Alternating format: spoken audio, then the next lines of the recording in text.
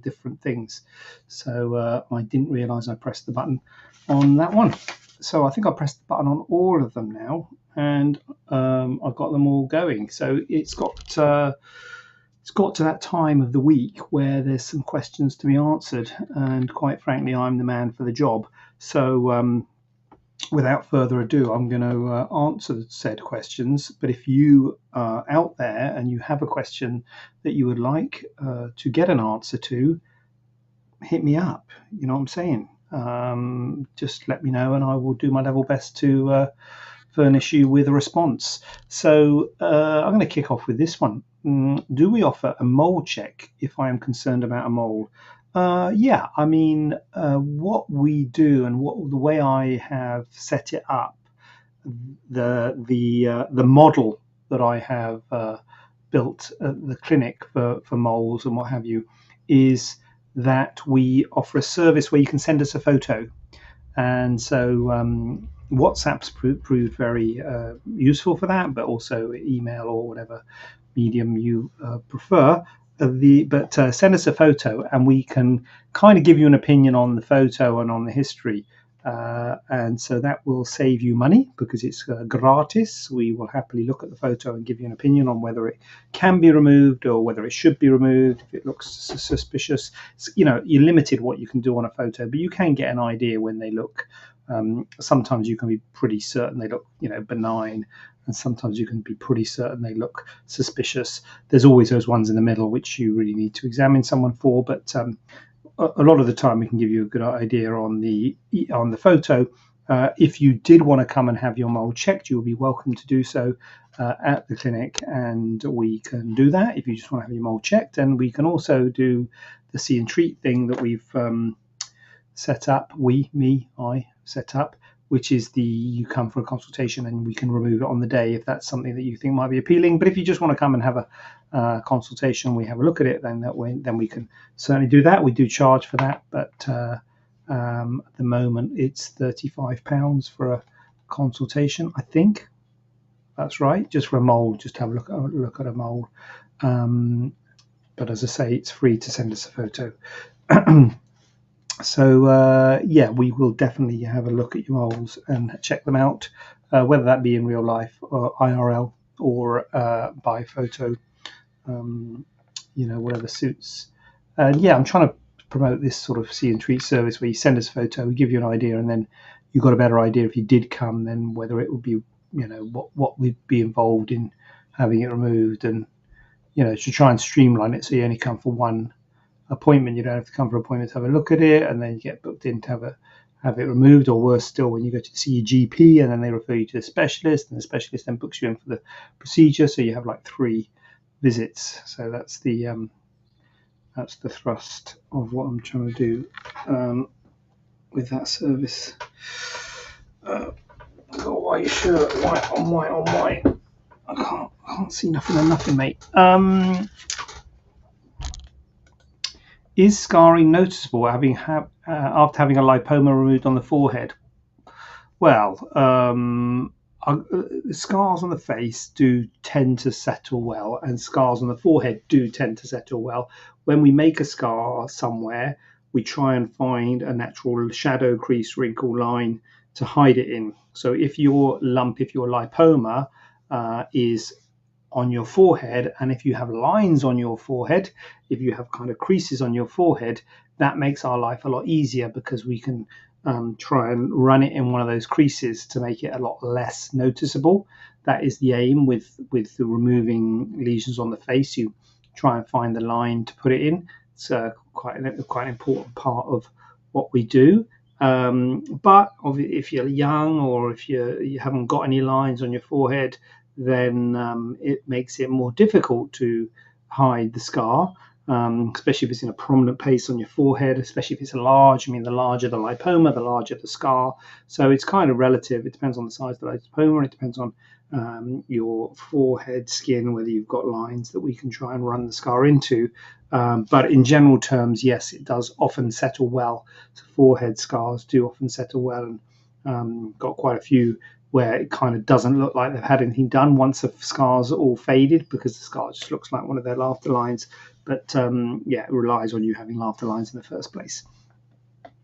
So yeah, they often do settle pretty well. Yeah, great. What are your views on laser removal for a mole?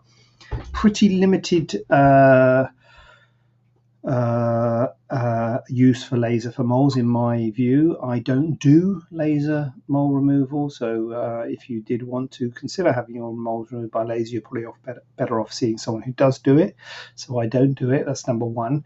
Number two is, generally speaking, for most moles, brown moles, pigmented lesions, it's good practice to send them off for histology, and that's one of the main drawbacks of laser, that you can't send them off for histology because laser will kind of destroy them, burn them, whatever. So that is the number one drawback of laser, that you cannot send them for histology. But you might have a mole that you won't be sending for histology, and I think laser really comes into its own when you have multiple. If you have multiple lesions, should we say, maybe not moles because you may, but skin lesions, then laser is kind of quite good, quite kind of quick. So laser is good for that, for multiple lesions, and I guess for lesions that you're not going to send for histology. I've always said that the issue when you're removing a mole is that you've got to remove enough tissue that you remove the mole, but not too much tissue that you create more scarring. So the more tissue you remove, the more scarring you're going to get. The less tissue you remove, the less scarring you're going to get, but there's a risk you might leave some mole behind if you don't remove enough tissue. So that's the balance when you're removing moles.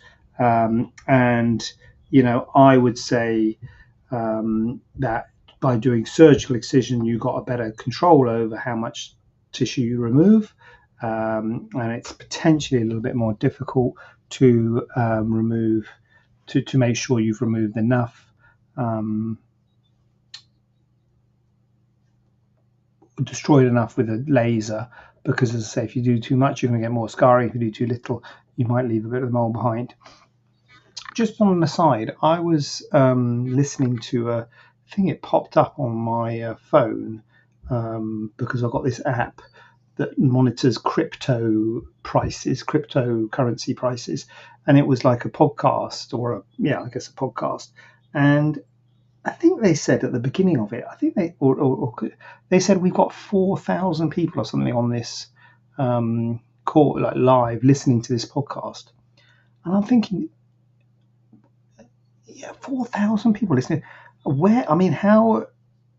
I mean, I don't know how I've got, but I'm in the low. Oh, we're not even thousands. not even hundreds. We're in the low. What? How do they get 4,000? I mean, I guess, imagine they didn't seem too stressed. Would you be stressed if you had 4,000? It's quite relaxed, quite easy for me, because I know it's quite a small group here. But surely this is more interesting than cryptocurrencies, isn't it? I mean, what would you rather listen to? This laser mole removal or cryptocurrencies? It's a no-brainer, isn't it? I'd have thought so. Anyway. It's okay. I mean, I'm okay with it. Don't worry. I'm okay with it. I'm okay with the. It's fine. Okay. I think all these people emailing me now saying they can increase my following. I get that all the time. Frightened of them, to be honest with you. Okay. So what we got here? I did the see and treat option. Now, if I did the see and treat option, could I then have the treatment on a different day if I decided to? And if I decided not to do the treatment, would there be any charge? Yes and no. So this happens every now and then. It happened yesterday, I think. So the see and treat option, we kind of book out a slot in order to give enough time to do the procedure. And so we ask for a deposit, £100 deposit, and the main reason is to sort of avoid DNAs, avoid people not coming. But it's not uncommon for someone to come, like someone came yesterday and she's going on holiday in May, and she had several lesions on her face, and I said, look, you've got to avoid getting a tan on it, and they'll be red and active for the first few months, etc. So we agreed it's probably better to do it after the holiday, so we did it after the holiday. So we didn't do it that day, which is fine. and we will very happily just refund the deposit. I think she rebooked for after her holiday, so she didn't want the deposit back, which is fine. She can roll it over if she wants, or she can have it back if she wants. Particularly if she was going to wait till sort of winter months, maybe, then she might want to have the deposit back. So yeah, so in that case, there's no charge because you get all of the deposit back. It's not like we hold any back. So yeah, the answer is that if you do come from one of the sea and treats, and I try and make a point of saying this to everybody, look, we will go over what's involved with having the procedure. We're set up to do it today, but we don't have to do it today. If there's any questions, if there's any queries, if you're not sure, there's absolutely no problem on our side. If you decide to not have it done on the day, it's fine to not have it done on the day. Doesn't happen that often, but it does. It's happened a few times. Usually, people going on holiday. Usually, people say, "I'm going on holiday next week to, the south of France or something, or somewhere hot," and then you have a scar on their face. So yeah, that's no problemo at all. I have a mole located in my beard. Would I need to shave my beard prior to having surgery?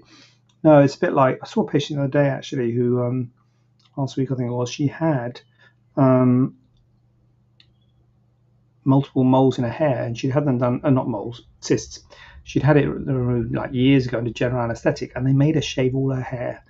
And I can understand it because it makes surgery a lot easier, but it's a bit extreme. So you do not need to shave your beard prior to having surgery. It does make surgery easier because it's not hairs getting in the way and what have you. But if you don't want to shave your beard, and same goes for having surgery on your scalp. If you, we won't shave your hair or shave your head. We will, not cut any hair out or anything like that. So yeah, you can leave your beard in situ if you are having your mole removed, as long as you can see it. If it's difficult to see because you've got a massive bushy beard, then the question is, why are you having the mole removed, I guess. But if it's kind of like you can still see it, if it's still obvious where the mole is, then by all means you can keep your beard on. No problem. Do we offer surgery for diastasis recti? So, short answer is yes. Diastasis recti is something that we do all the time, and it's a routine part of a tummy tuck. So, diastasis recti is is the plural of rectus, and rectus abdominis is the six-pack muscles. There's two of them, which is why they're plural, recti. So you've got two six-pack muscles on either side of the midline of your abdomen, and diastasis recti is when those muscles get splayed apart. So you get a bulge if you sit up, if you lift your head and shoulders up off the bed, or if you do a straight leg raise, you get a bulge above your belly button, and that's your rectus muscles tensing, but they're not close together. So your intra-abdominal contents will sort of make a bulge there when you tense those muscles. So repairing diastasis recti is a routine part of a tummy tuck. So we do it as a routine part of a tummy tuck. And it's actually relatively easy to do when you're doing a tummy tuck because everything's exposed. The whole anterior abdominal wall is exposed, and you can see the muscles there. Oh God, I've got a question. I've got a question on Instagram which I can't see because my phone's bent, but I will have a look. I'll have a look. So it's a routine part of the tummy tuck, and we do it all the time. If you're specifically asking about diastasis recti, just having diastasis recti surgery, I'm going to say no to that. I tried it, and it's just really hard if someone's got, and that's you. So it's rare for someone to have a diastasis recti and not need a tummy tuck. It's usually men, in my experience, and it's very hard to repair the recti when you're not doing a tummy tuck because your belly button's in the way. The general surgeons will do it easily. They just make us cut over the central abdomen and repair it. So it's actually quite easy to do it that way, but that gives you a scar above your belly button, which makes it look like you've had a laparotomy, which isn't great. So if you want to do it with like an abdominoplasty scar in your lower abdomen, which is a hidden scar, it's actually very hard to get up there. People use endoscopes, and people do it, but not me. So I don't do it. I only do it as part of a tummy tuck because it's just really hard to access it when you're not having a tummy tuck. And as I say, the easiest way to access it is an upper midline incision, but then that's aesthetically not great. So you're curing one aesthetic problem, but you're creating a different one. So I'm just going to say no, we don't do surgery for diastasis recti on its own, because it's too difficult. So is that, have I got, what's happened here? Is that a set price for tummy tuck, or does it differ person to person? Ooh, Ali. I think I got. This is going to sound. I mean, I'm not good on the prices, but I should know this. I know I should know. Well, what I can tell you is there's a price whether you have liposuction. So liposuction isn't set. Isn't a given with tummy tuck. Some people don't need it. It's usually to the sides, the hips and flanks, and also sometimes to the mons area. So if you've got fullness there, then that can be added. So obviously that's an extra price. No, is there? I mean, there's different types of tummy tuck. There's fleur-de-lis and circumferential, but you're not, and there's mini. But presumably you're talking about a standard full tummy tuck. I think there's a set price, or there might be two prices. We definitely got different prices for breast reduction, so I think we might have different prices for tummy tuck. We might have patients who've got a large tummy tuck, and usually for bigger patients, higher BMIs makes things always more difficult. So there might be an extra price. Amy's good at this. I'll tell you, I'm not very good at this stuff, but I think that most of them are whatever the normal price is, and it would only be ones which are sort of abnormal that would be the other price. I'm pretty sure there isn't. There might not even be another price, but I'm pretty sure there is. Hi, Jackie. What happens to the original belly button during a tummy tuck? Good to see you, Jackie. So your belly button is the same belly. The belly button at the end of a tummy tuck is your same belly button that you had before your tummy tuck. So what we do is we cut round your belly button, and then that belly button drops in, and then you remove that apron of tissue which is around the belly button, which is all the tissue from the belly button down to the pubic area, down to scar, and then you pull the tissue down, and then you stitch it up, and then you make a hole. You have to sort of kind of guess. There's ways we can try to sort of work out where the stalk of the belly button is, and then you make a hole in the new bit of skin, and then you pop that belly button through, and then you stitch it in. And if I made that clear, sometimes I've got some photos of people with before and after tummy tuck, and they got a mole, like they might have a mole kind of above the belly button before the tummy tuck, and then after the tummy tuck, the mole's like below the belly button, just above the scar. So I don't know if that helps you get an idea of what's happened there. That bit of skin's been pulled down, and the belly button's been pushed out into a new bit of skin. So if you did have some kind of distinguishing feature within your belly button, so a mole inside there or something like that, when you have the surgery, you'll still see that mole. That's the same belly button that you had before, but the skin around it is different because the skin's been tightened around it. So your belly button is the same belly button. Oh, look at this. God, it's kicking off on Instagram. Look at that. There's me saying I've got 5,000 followers. Look at that. Cross. Look at that with double figure. Well, when I say double figures, double numbers. With double numbers on Instagram. Okay. We're into double numbers, double people. Yes, more complex as such. Where can we find prices for treatments? So Ali, if you go on the website and say what it says, I think it says request a price or something. You put your email address in, and it'll send you it'll automatically send you an email with a price on it, or call us or message us on Instagram. Do a direct message. But yeah, so you can just give us your email or give us a phone number. Just say, can you email me the price of a tummy tuck? And it'll probably, if I'm right in saying there's different prices, it'll say from. If it doesn't say from, then there is just one price. But I think it is. I think there is two. As I say, two for a normal tummy tuck. There's also specific prices for fleur-de-lis and mini tummy tucks, but that's a different thing. And they're not as common as a full tummy tuck. That's by far the commonest one. So the price will kind of cover most options. That all right? awesome engagement on Instagram, double figures, well, double number, or two people on Instagram. So that's, come on, that's got to be good. Jackie is always a given. So thank you, Jackie, for making up half the readership. And I will, goodness knows what's going on TikTok. Good God only knows. I can't see because I've got a white shirt. I don't think much things have been flashing. I was trying to say hi to people, or to get the button that says hi. Facebook, YouTube, yeah, well, thanks for being there. I will be back. Oh, yeah. Next week, you heard me. Let's see if we can get double figures again. Come on, or double numbers. Let's see if we can get. Invite your friends, Jackie. Invite your friends. Let's get some double numbers in. Come on. We're aiming for 3. Okay, that's the goal. We're aiming for 3. And I will see you next week at the same time, same place. And I've got some more questions. I've got something to talk about. So stop the stream.